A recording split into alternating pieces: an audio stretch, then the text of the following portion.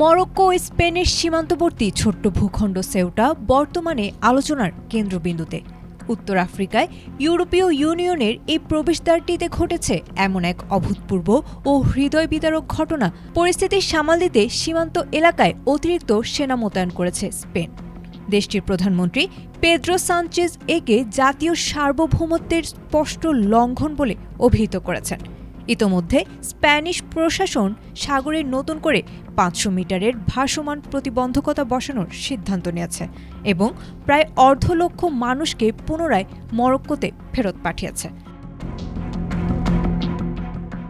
এই ঘটনায় শেনজেন অঞ্চলের নিরাপত্তা নিয়ে ইউরোপীয় ইউনিয়নের ভেতরেও দেখা দিয়েছে তীব্র মতভেদ ও রাজনৈতিক বিভাজন। আফ্রিকার সীমান্ত পেরিয়ে ইউরোপের স্বপ্ন ছোঁয়ার এই চেষ্টা যেন শেষ পর্যন্ত কেবল লাশের মিছিল আর এক মানবিক সংকটের ইতিহাস হয়ে রইল।